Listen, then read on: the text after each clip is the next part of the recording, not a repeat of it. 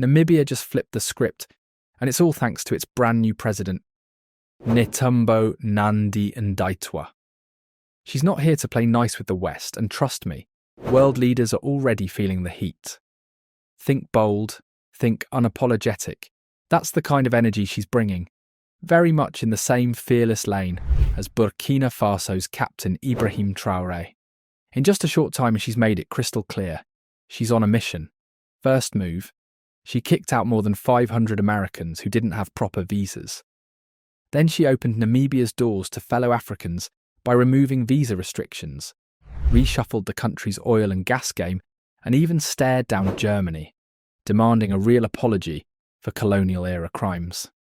This isn't politics as usual. This is a whole new chapter in African pride and self-determination. President Nandi-Ndaitwah isn't waiting for approval. She's building a new playbook, and the message is loud and clear. Underestimate her, and you'll regret it.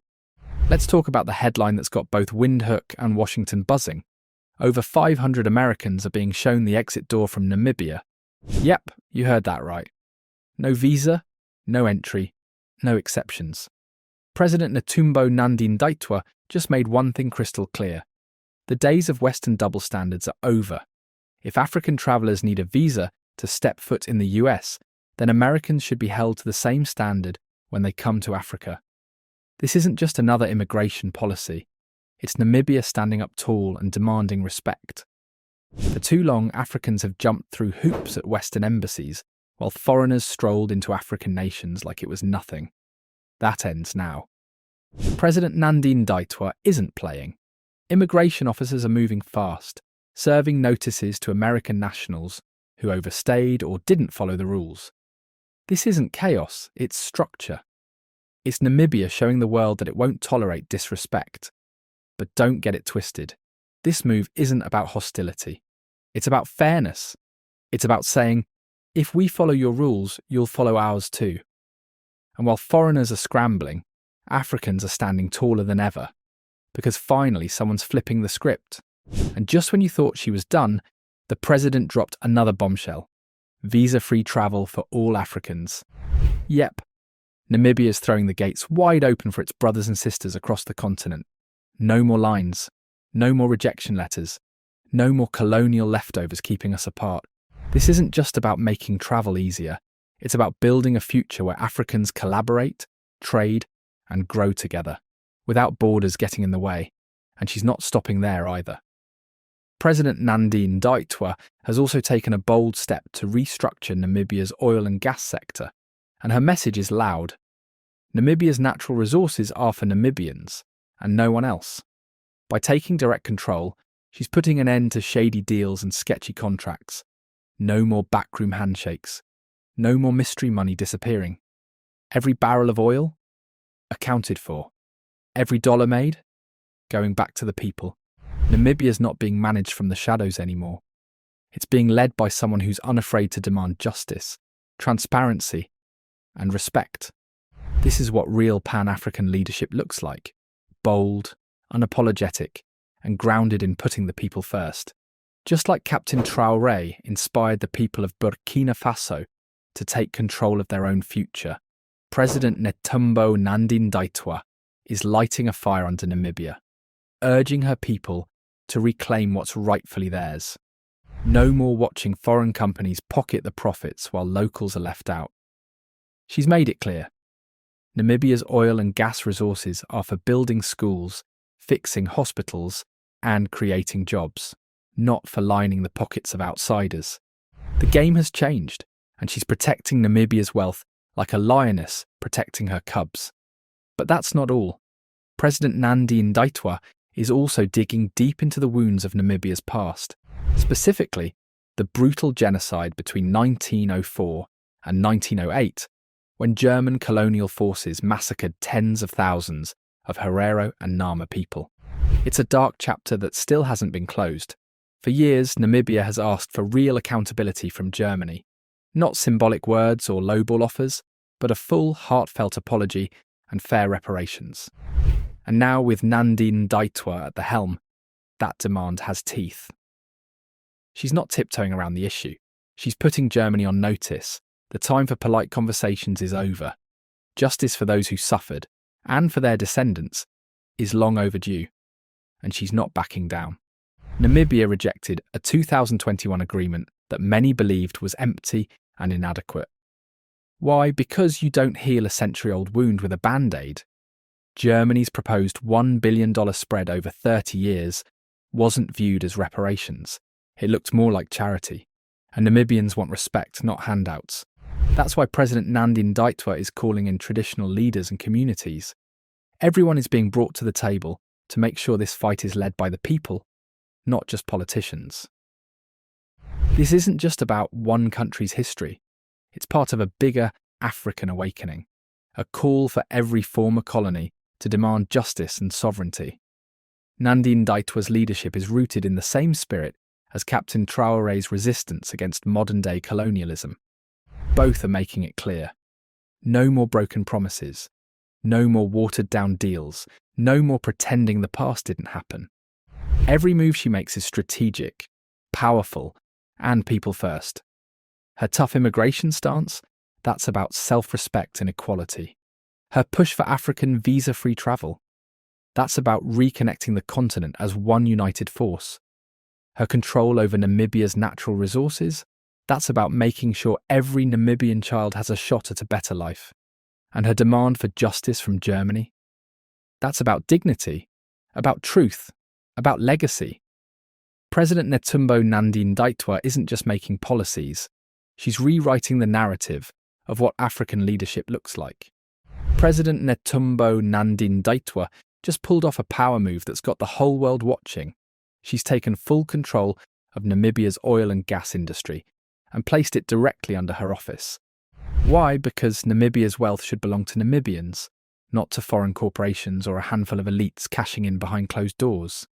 Ever since major oil companies like Total Energies and Shell started circling Namibia after their discoveries in 2022, the pressure's been intense. Even though some of those finds haven't turned into commercial gold, yet the potential is massive for a country of just 3 million people. And President Nandi-Ndaitwah, she's playing it smart. She knows how high the stakes are. She knows the world's oil giants are eager. But she's not budging an inch unless the benefits go straight to her people. Her target, 500,000 jobs in a country where 1 in 5 citizens is unemployed. That's no small dream. It's a game plan. But with big oil comes big risks. One wrong move and Namibia could fall into the same trap as other resource-rich countries, where wealth flows in, but only for the lucky few. That's why she's walking this tightrope with purpose. She's determined to make sure oil becomes a blessing, not a curse. And she's not just handling oil, she's juggling justice too. Her push for real reparations from Germany for the colonial genocide is more than just diplomacy. It's personal, and she's not letting up. Let's not forget, this isn't her first rodeo. With over 2 decades in public service, including years as Namibia's foreign minister and vice president, President Nandi-Ndaitwah is battle-tested. She's sharp, experienced and fearless. Her roots in the SWAPO liberation movement run deep, giving her the strength and moral compass to lead this fight with clarity and conviction. And here's the bigger picture. This isn't just about Namibia. This is about the future of Africa.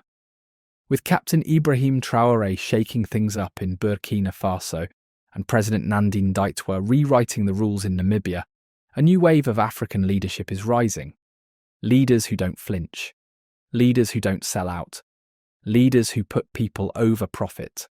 Namibia's deportation of visa-less Americans? That's not spite. It's self-respect. It's open arms to fellow Africans. That's solidarity. Its new oil policy? That's about securing tomorrow. And its demand for justice from Germany? That's about healing the past. This is Pan-Africanism in real time. Bold, unapologetic, unshakable. So now the call goes out to every corner of the continent. Let's rally behind President Nandi-Ndaitwah. Let's back leaders who lead with heart and courage. Let's rise up for a continent that refuses to beg, refuses to be broken, and refuses to be bought. Because Africa is done waiting for permission. The revolution has already begun, And at the front of it is a woman who doesn't blink in the face of power and doesn't compromise when it comes to her people. Namibia is awake. Africa is stirring. The future, it's ours to claim. And before we close, let's get real for a second. For too long, Africa has been treated like a stage, while foreign powers played the main characters. They wrote the scripts. We just played along. They took our gold, our oil, our diamonds, our land, and in return, they gave us lectures on development. They built their empires on our backs, our forests cleared, our rivers drained, our labour used up like it was nothing. But maybe the most painful part?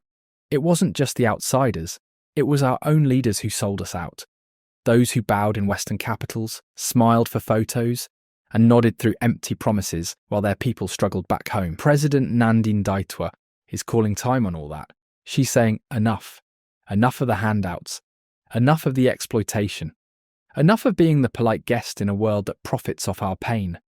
It's time to rebuild Africa on our terms.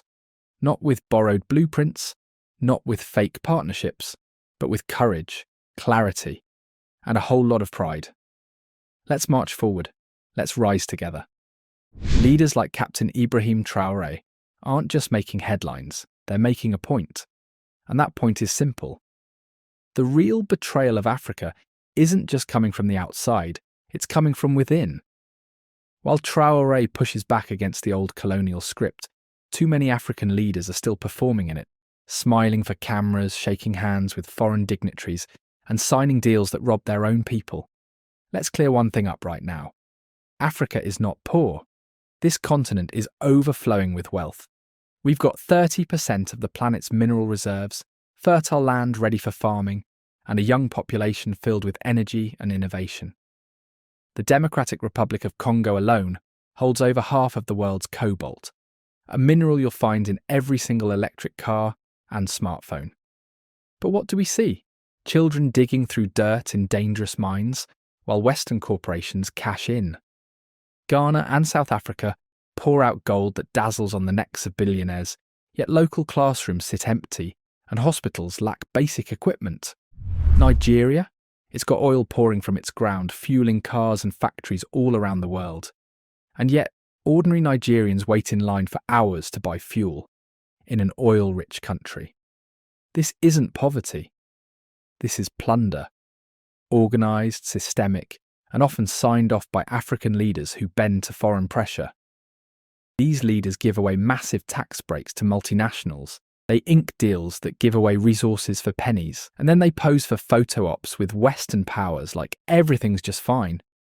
Why? Why do they keep bowing to Western capitals every time there's a summit in Washington, Brussels, or Beijing? It's the same tired script. African leaders get summoned, they fly out on luxury jets with bloated entourages, spend days in five-star hotels, and return home with vague promises and more debt. It's embarrassing. A single delegation trip to a G7 summit can cost $500,000 or more. Multiply that by the 50-plus African countries doing the same dance, and you're looking at enough money to build real change back home. Schools, clinics, power stations. Instead of pooling that money for Africa's own growth, our leaders chase handouts, acting like Africa's future is decided in Europe's boardrooms. And the deals they come back with, they're disasters in disguise. Shell, Total, Glencore. These big players show up, sign deals with barely any oversight, and walk away with the lion's share of the profits. In Zambia, copper mines generate billions for foreign companies, while the government sees a measly slice, less than 5%. In Nigeria, gas worth millions is burned off into the sky while nearby villages live in darkness and choke on pollution. These contracts aren't partnerships. They're daylight robbery, with official stamps of approval. When African leaders return and brag about foreign direct investment, what they really mean is that they've signed away more of our resources. The West gets richer, Africa stays stuck. The cycle repeats. That's why people are paying attention to Captain Traoré. At just 37, he's not asking permission. He's cutting the strings. Since 2022, he's made moves other leaders only whisper about. He kicked out French troops, he tore up exploitative contracts, He said enough is enough to aid that comes with traps. He's not playing along. He's playing for keeps. Captain Ibrahim Traoré didn't wait for permission. He just got to work. He kicked out foreign troops who treated Burkina Faso like their own personal chessboard. He ripped up contracts with companies that were draining the country's resources for their own gain. And instead of shipping raw gold to Europe for crumbs, he's building gold refineries right at home, so Burkina Faso can keep the value, the jobs, and the power. Traoré is rallying his people, not begging for help.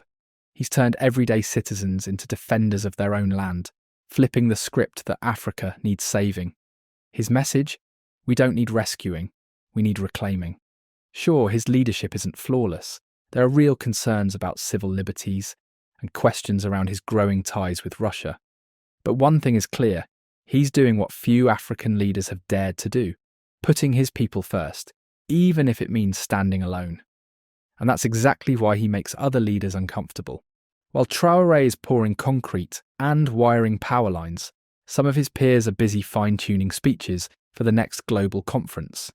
Carefully crafted lines about sustainability and partnership that sound more like echoes from Washington than anything rooted in African reality.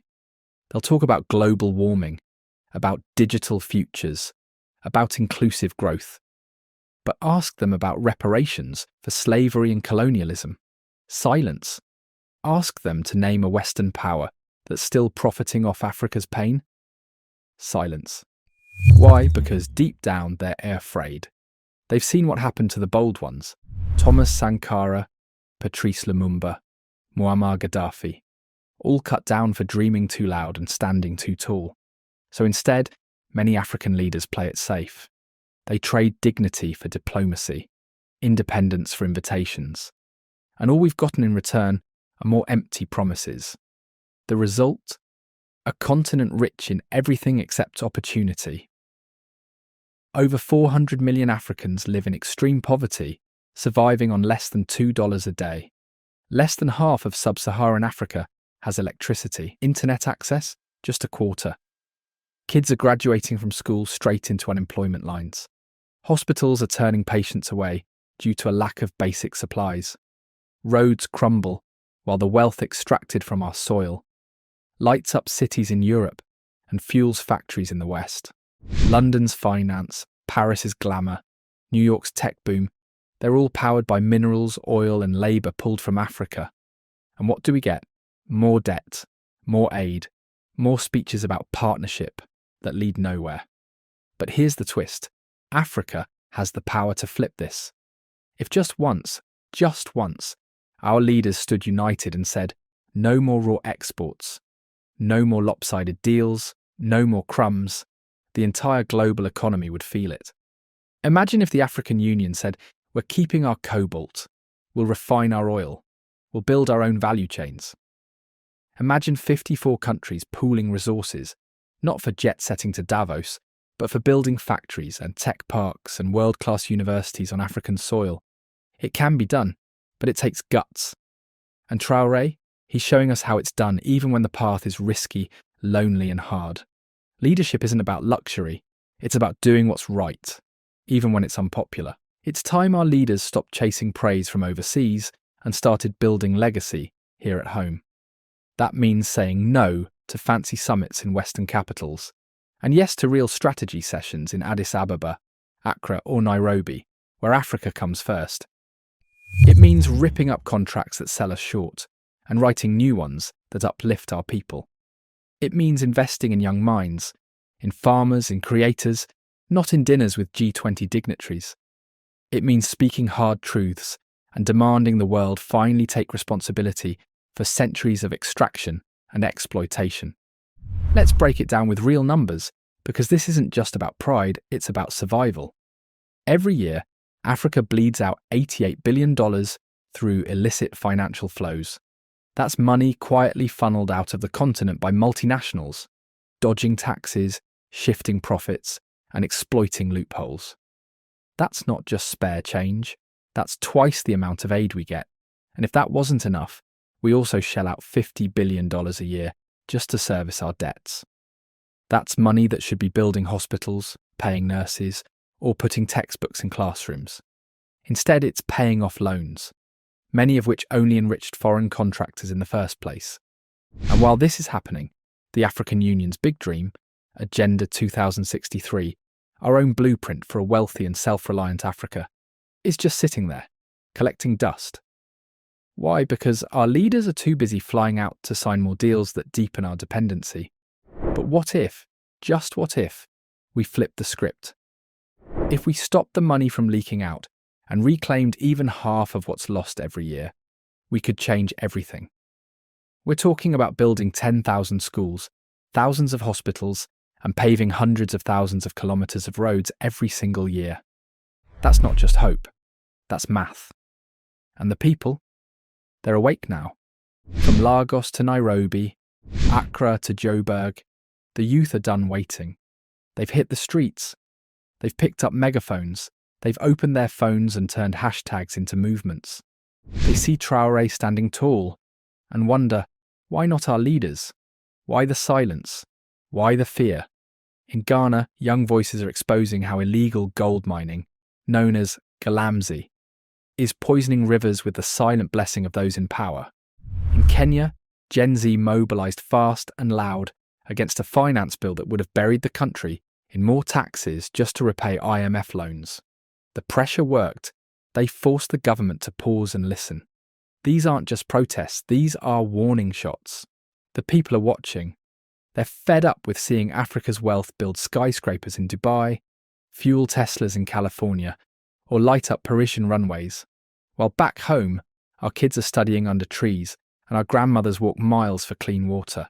To every president, every MP, every leader sitting in a leather chair somewhere, listen up. Your citizens are not asleep. They're wide awake, demanding better, demanding boldness, demanding results. We're tired of excuses.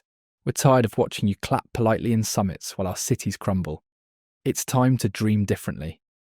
Picture an Africa where no child dies from a treatable illness, where every village has electricity, where our brightest minds create businesses instead of queuing for foreign visas. It's possible, but it starts with courage, with unity, with a new kind of leadership that puts Africa first, not last, because the world is watching, and history is keeping receipts.